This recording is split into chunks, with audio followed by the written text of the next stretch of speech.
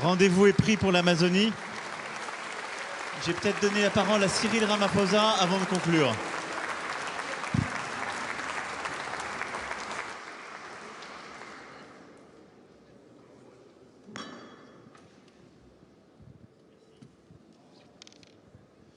Thank you very much, President Macron. Let me start off by saying, President Lula, don't worry, when we have the Brics meeting, the issue of currency is top on the agenda, so we are going to discuss it. President Macron, I just want to start off on a very positive note in terms of what I think is evolving here. I think there is consensus that is clearly embraced by everyone that we need to address climate and poverty because they go together, there's a nexus.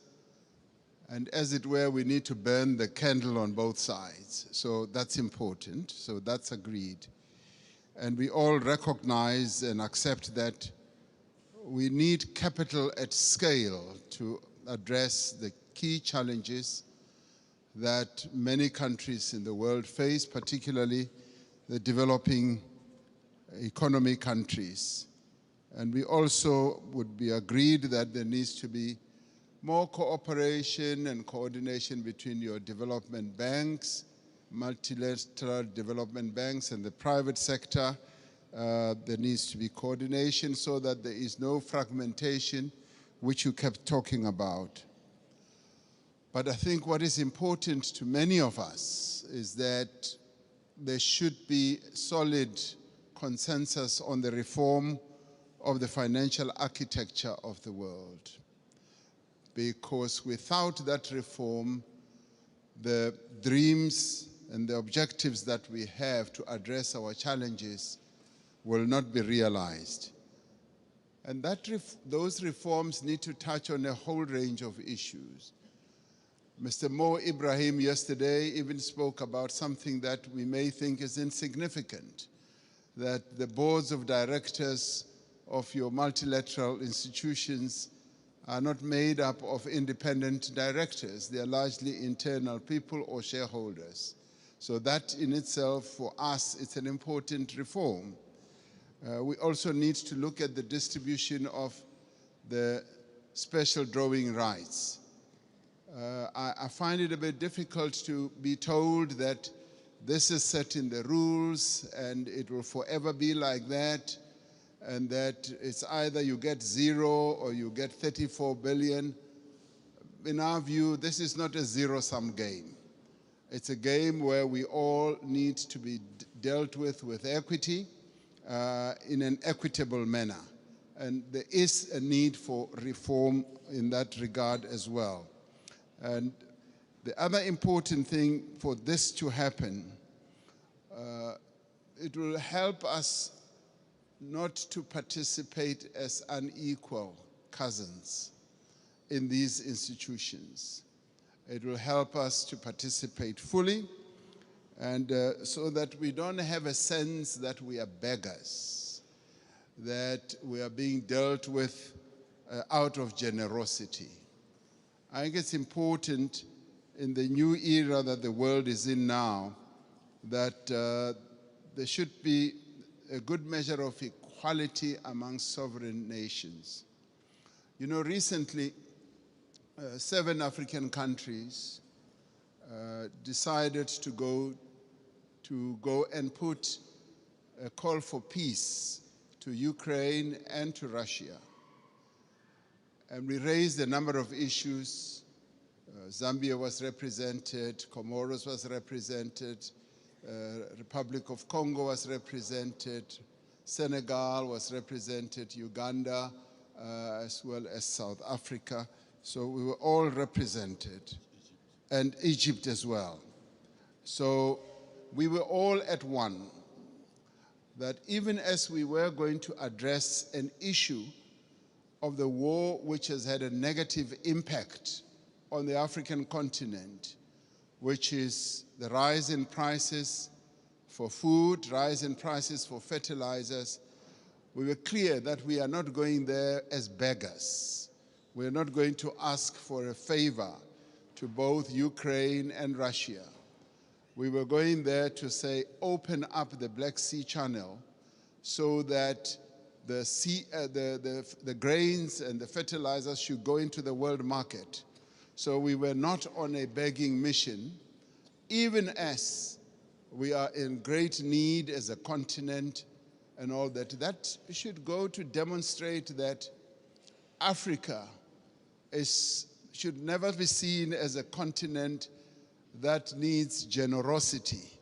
We want to be treated as equals. Even in the multilateral institutions, we want to be treated as equals. And if our equity is at a low ebb, there must be ways in which that can be addressed. To us, this is very important. Our sovereignty is one of the things that we hold on dearly to. And we demonstrated that very clearly to both President Zelensky and to President Putin when it came to this issue. Even as there were suggestions that, yes, we can donate this, we can donate that, we said, we want you to release these grains and fertilizers to the world market so that the world can trade in these commodities and other issues we can handle in a different way. I wanted to make that point so that it should be understood where Africa has evolved up to. We want to be key players on the world stage, want to be key players even in the financial markets and in the MDBs. Now, these are the positive things. I do, Mr. President Macron, want us to address another issue which to us is a bit of a negative. You will have heard President Sisi talking about the 100 billion that was promised in Paris. President Sassou Nguesso yesterday as well also spoke about it at the dinner. Now, there is that issue that a number of the commitments that have been made have not really been fully lived up to. But before I get into details, let me immediately say that we recognize the many initiatives that have been put on the table, and a number of countries here have done so. Germany has gone out of the way to put a number of initiatives, and the US has also done a number of things. But there have been times when we felt like we were beggars. I played a key role as chair of the African Union during the COVID period. We felt like we were beggars when it came to vaccine availability, when we felt we needed access to vaccines, and the Northern Hemisphere countries had bought all the vaccines in the world, and they were hogging them. And they didn't want to release them at the time when we needed them most. And we felt like we were begging. And at times it felt like they would just be droppings from the table, that yes, we will give you that and that. And let me tell you something that generated a lot of resentment. We resented that, and it got worse when we said we want to manufacture our own vaccines.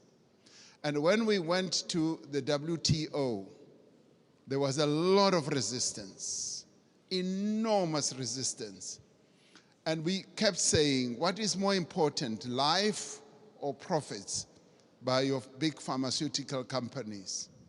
And that too, I must tell you now, generated and deepened that disappointment and resentment on our part, because we felt like life in the Northern Hemisphere is much more important than life in the global South.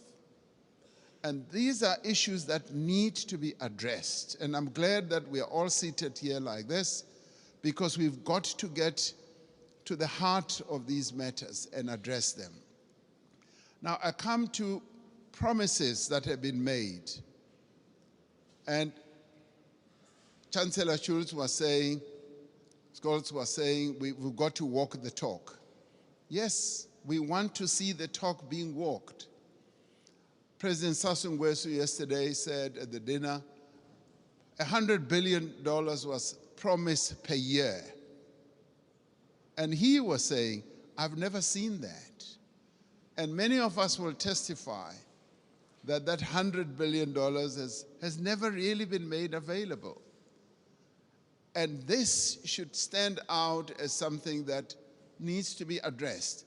Because sometimes we sit at conferences like this and say, yes, we'll make this available, and we believe you.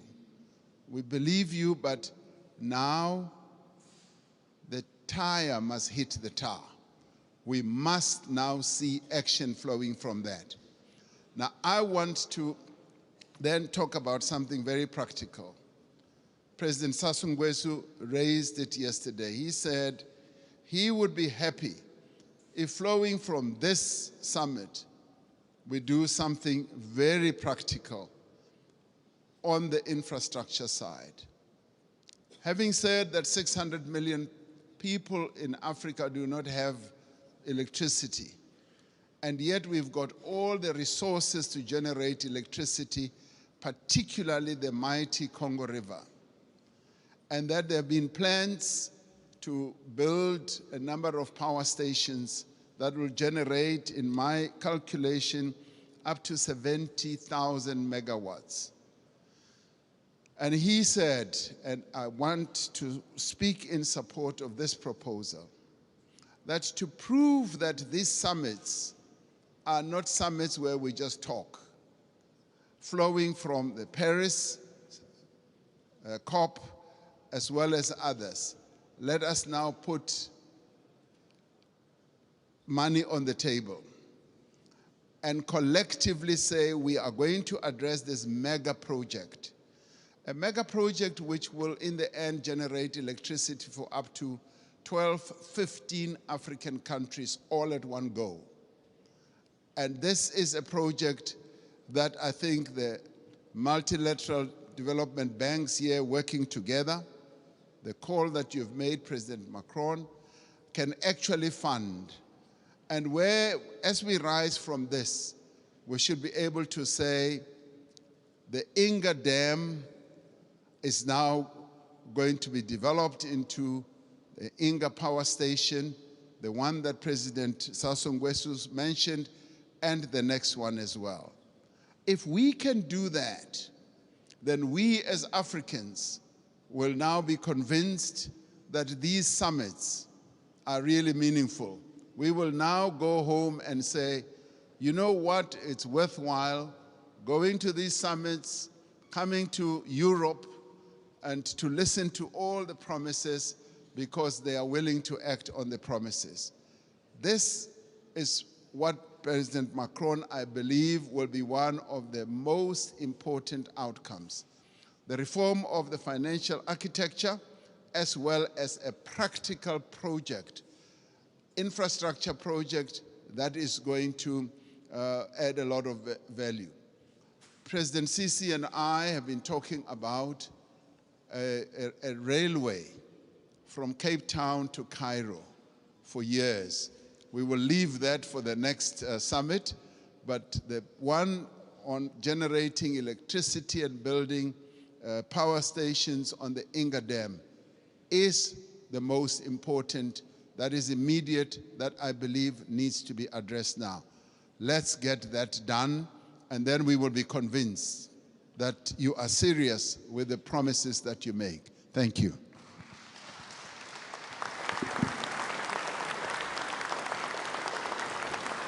Thank you, Cyril. Thank you, everybody. Mesdames et messieurs les chefs d'État et de gouvernement, mesdames et messieurs, en vos grades et qualités, il est temps maintenant de conclure ce sommet et je vais essayer, après les discussions d'hier, le dîner que nous avons eu et l'échange très fructueux qu'il y a eu ce matin, de faire une conclusion opérationnelle.